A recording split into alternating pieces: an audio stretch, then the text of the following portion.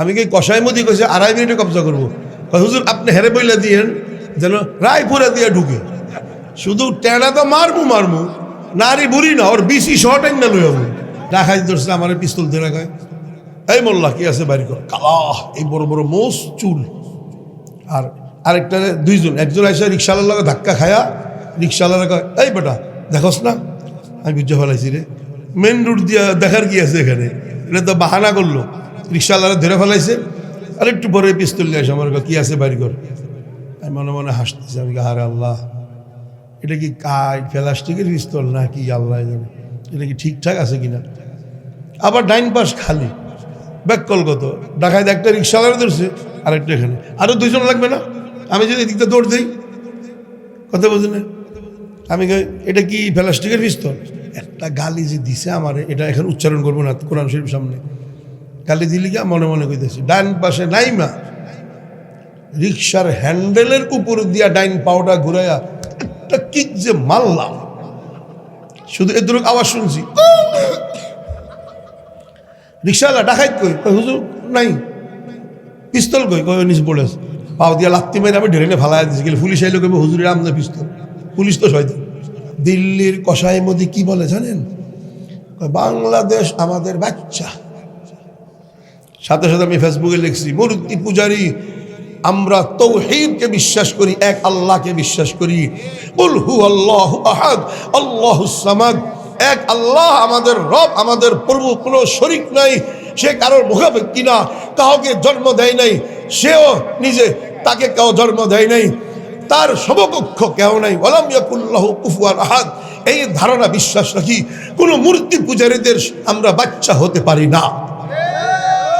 আমাদেরকে কয় বাচ্চা, আমরা নাকি হের বাচ্চা, কখনো না।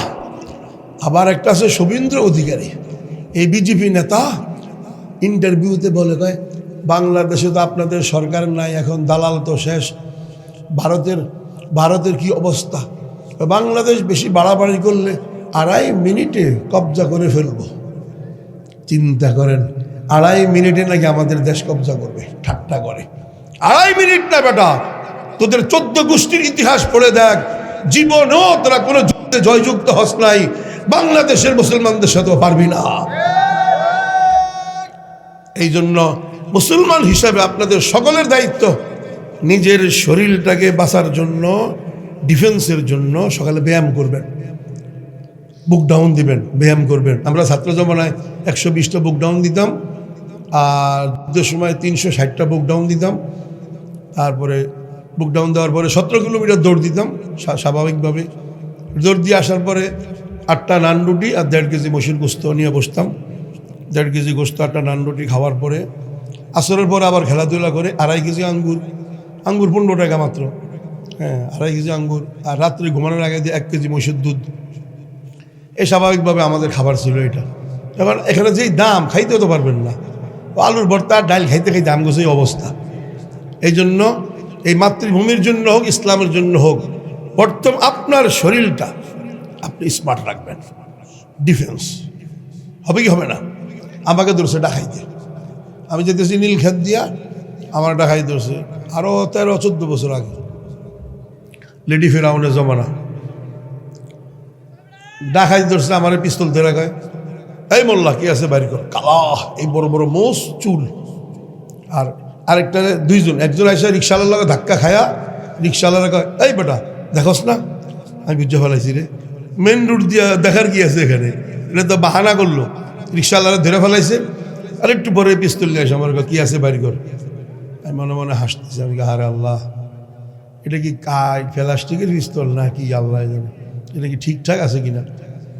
আবার ডাইন পাশ খালি, ব্যাক কল কত ডাকায় একটা রিক্সাওয়ালা ধরছে, আরেকটা এখানে, আরো দুইজন লাগবে না, আমি যদি এদিকটা দৌড় দিই, কথা বোঝে না। আমি এটা কি প্লাস্টিকের পিস্তল, একটা গালি যে দিছে আমার, এটা এখন উচ্চারণ করবো না কোরআন শরীফ সামনে, গালি দিলি গিয়া মনে মনে কইতেছি। ডাইন পাশে নাইমা রিক্সার হ্যান্ডেলের উপর দিয়া ডাইন পাউডার ঘুরাইয়া একটা কিক যে মারলাম, শুধু এদের আওয়াজ শুনছি। রিক্সাওয়ালা ডাকাইত কই, হুজুর নাই পিস্তল কই, কই নিচে পড়েছে, পাও দিয়া লাত্তি মেরে আমি ঢেলে ফালাই দিয়েছি। গেলে পুলিশ আইলো কইবে হুজুরের আমনে পিস্তল, পুলিশ তো শয়তান। ভালাই দিলাম। ও মা ডাকাইত কই? আলহামদুলিল্লাহ ডাকাই তো নেই। চেয়ারম্যান সাহেব দেখুন তো, নরম না শক্ত? লোহার মতো হলো শক্ত। এখনো 27 কেজি আছে মোটামুটি।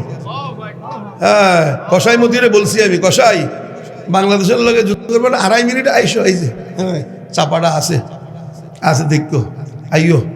বাকি নৌসুন্দি দিয়া ঢুকবা, সব জায়গা দিয়া না, নৌসুন্দি রায়পুরা দিয়া ঢুকবা আর ব্রাহ্মণবাড়িয়া দিয়া ঢুকবা।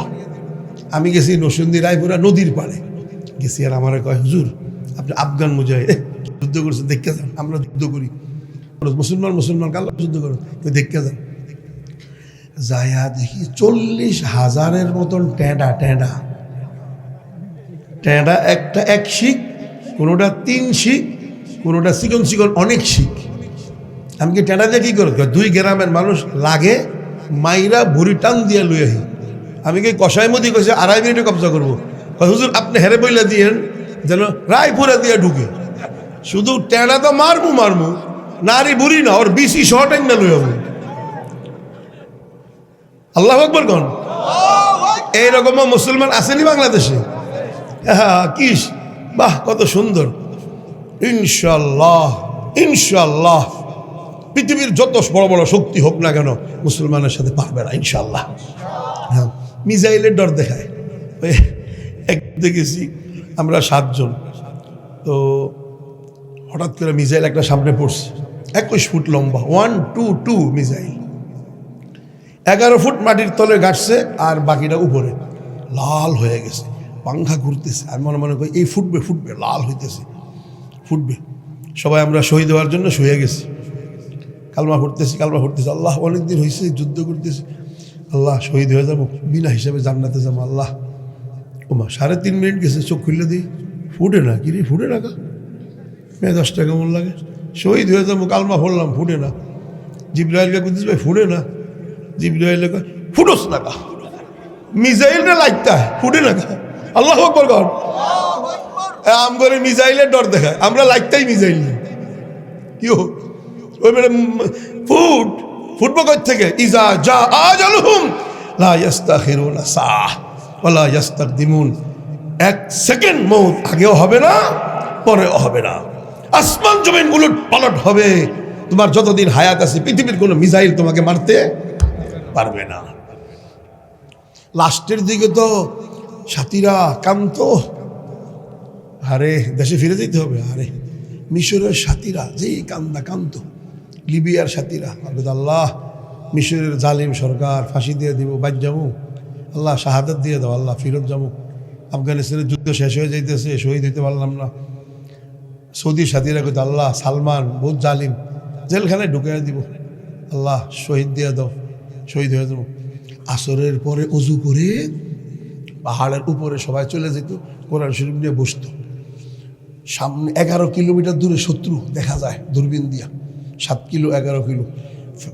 ফ্রান্সের সেনাবাহিনী আর ইয়ার সেনাবাহিনী, কি কয় রে, রাশিয়ান সেনাবাহিনী, সবাই দোয়া করে এইভাবে।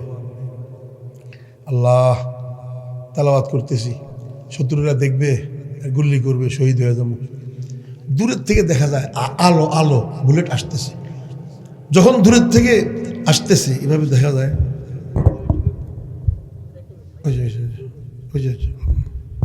আর হেঁটে ধরতে মনে হয়েছে তো এমতো অবস্থায় হাত দিয়া সবাই দোয়া করতেছে, আল্লাহ ওই যে বুলেট আসতেছে, আলো দেখা যায়, সোজা আসতেছে, যার দিকে সোজা আসতেছে চোখ বন্ধ করে দোয়া করতেছে, আল্লাহ আল্লাহ শহীদ হয়ে যাবো, মোহাম্মদ রাসূলুল্লাহ। ওমা কিরে চু চু, ডান দিক থেকে আওয়াজ আসে, বাম দিক থেকে আওয়াজ আসে। জিবরাইল কয় কুদ্দুস ভাই, আমি কি জিবরাইল গুল্লিতে আইলো না সোজা, আওয়াজ শোনেন না? হ ডান দিক শুনছি, ডান দিক থেকে। কয় সোজা আসছিল, বাঁকা হয়ে গেছে। আল্লাহ বলবেন, চিন্তা করেন, সোজা আসছিল, বাঁকা হয়ে গেছে, অর্থাৎ এইভাবে চলে যায়। শাহাদাতের তামান্না, মান সাআলাল্লাহ শাহাদাতা বিসিদকিন বাল্লাগাহুল্লাহু মানাজিলাশ শুহাদা ওয়া ইন মাতা আলা ফিরাশিহি। নবীজি সাল্লাল্লাহু আলাইহি সাল্লাম বলেছেন, যে শহীদ শাহাদাতের তামান্না আশা রাখবে, সে যদি শহীদ হইতে নাও পারে, বিছনায় মারা গেছে, অন্তর থেকে আশা আকাঙ্ক্ষা থাকার কারণে আল্লাহ তাকে শহীদদের স্থানে পৌঁছাইয়া দিবে।